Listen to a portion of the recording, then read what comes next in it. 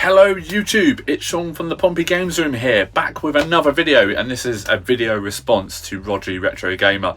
Fantastic channel, congratulations on the 1,000 subscribers, one of the most enjoyable channels to watch. Just watched Retro Ed's video on why do you collect, and there's 3 simple questions which I'm going to have to try and remember off the top of my head because my list is over the other side. Failed already.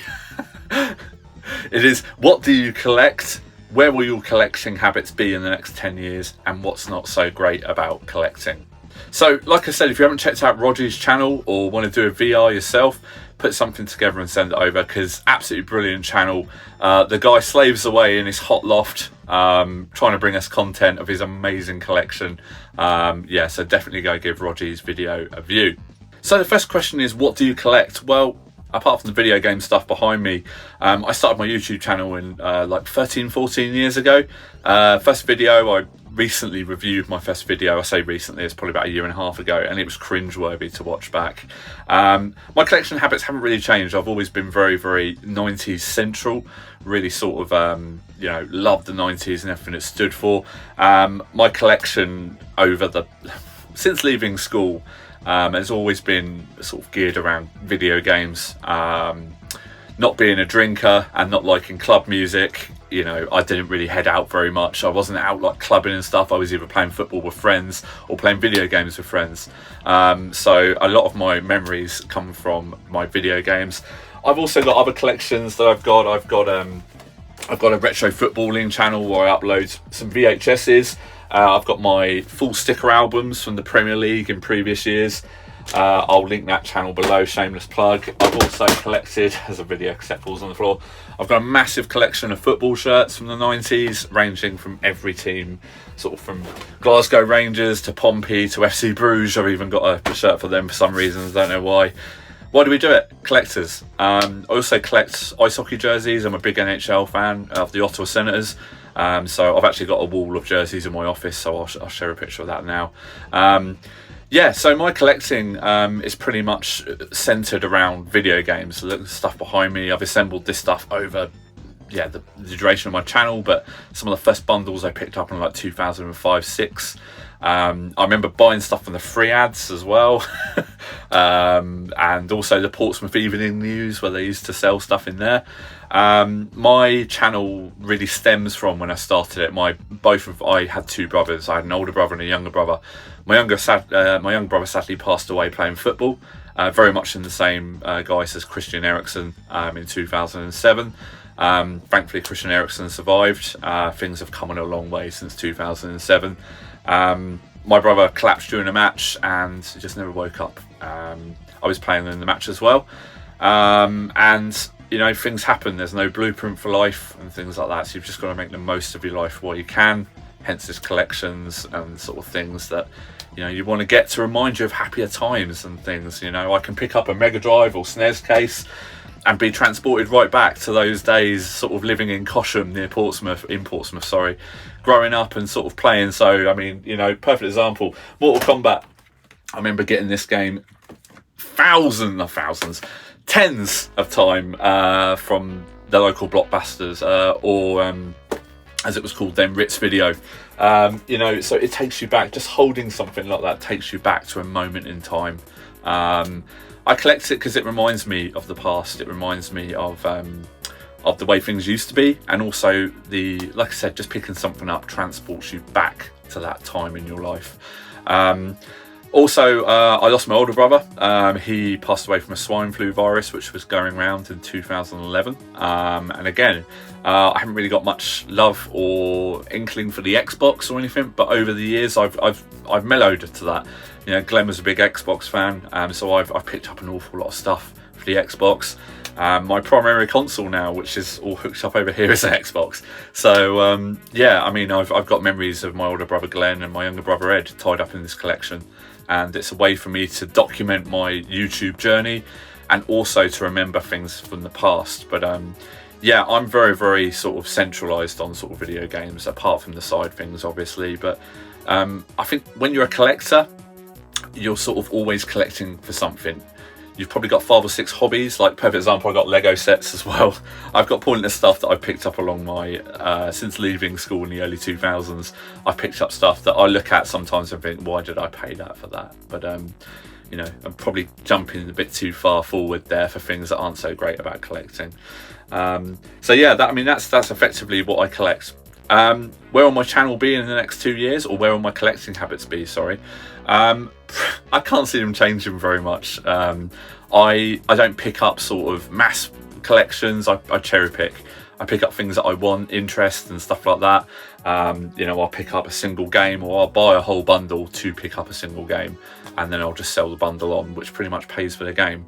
It's a big outlay to start, but to be fair, it helps you amass a good collection for not putting a lot of money in, so you're not taken away from other areas of your life. So I'm pretty lucky that I'm able to do that. I understand not everyone can do that, but once you buy 1 or 2 bundles and you get a bit of a profit, you get a bit of a buffer there that then you can spend on other console bundles and keep the stuff you want. I can't see that ever changing for me. I'm pretty happy with how my collection habits work, so I can't see them changing much over the next 10 years. I can definitely see myself picking up less football, 90s football stuff, because that is still skyrocketing. Pretty happy with where I'm at now. I've got a lot of VHSs and stuff still to record and get on the channel. In regards to this stuff here, I'm sort of, I've said it a few times over the past few years, my Mega Drive collection is sort of where I want it to be. SNES I still need to do a lot of work on, and the Sega Saturn, not even in this video frame, needs an awful lot of work. N64 as well. So I'm very, very Sega heavy.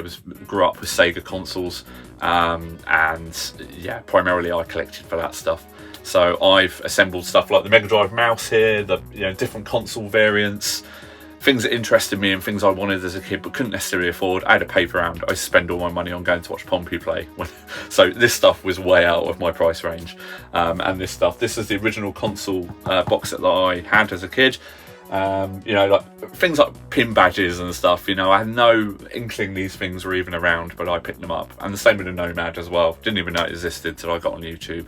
That's what YouTube does to you, isn't it, with a collection? You find stuff and you want to buy it.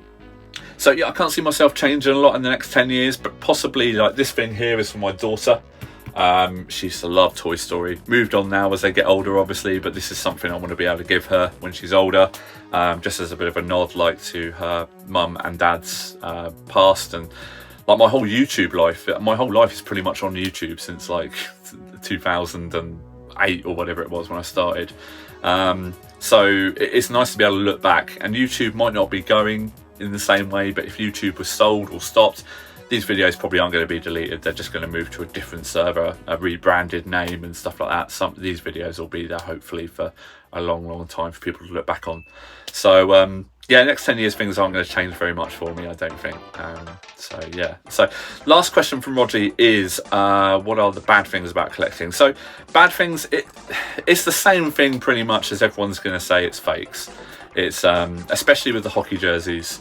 I've got a few signed jerseys for my favourite players, and you've got to be really careful trying to find out that they're the right signature. So many fakes out there and duplicates of signatures printed and stuff like that, and you've really got to do your research to make sure you're getting the genuine thing. Especially being in the UK for the NHL jerseys, it's so difficult trying to make sure you get them, the right thing. Video games, people have said it before, not so much for me. The Pokemon carts I always hear are the most pirated sort of video game things going. So things like that, I mean, it's very, very difficult to avoid if you're going to be stung on something like that. Unfortunately, they're getting so good now, especially with 3D printers, as people have said as well. They're getting so good now, it's so difficult to spot fakes. Also, I would say, a certain extent, with when I've picked up Mega Drive games in the past, you go in there, the label's printed, half the label's missing. Inlays are a big thing, so like half of it's water damaged or something, they don't mention it. And also when you sell on eBay, I've had people that, luckily if I know it's a high price item, I'll take a picture of absolutely everything, even the barcode on the back, the screws, everything.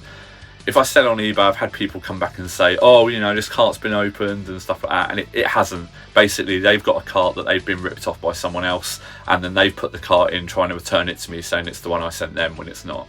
I've had a few times where eBay have actually sided with the seller, but I've actually managed to send them pictures of stuff that I sent, because literally it's down to every corner of the case and everything, sending them saying, look, this is the item that I sent. and it's even on the listing. I'll point them to it and say, look, they're not the same screws, they're not anything. So yeah, a perfect example I had about 3-4 years ago when I sold Mutant Hockey League on the Mega Drive.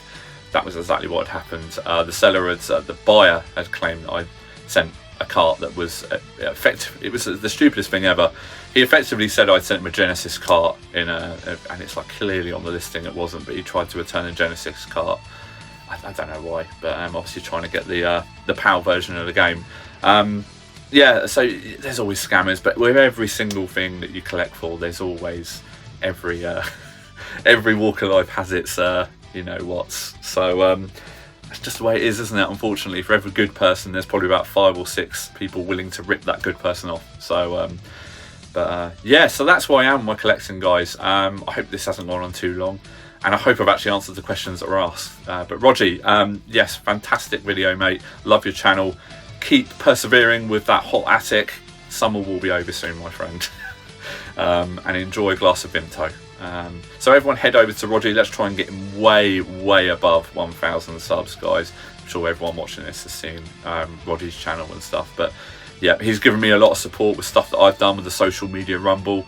Always been first to send me over sort of vignettes and promo videos, and is always around. So very knowledgeable guy, got great collection, brilliant box sets and brilliant cases in the background, so I always love watching his stuff. So make sure you head over and check out Rodgy's channel, and also check out Retro Ed's reply. So that's the one that actually maybe then watch Rodgy's one.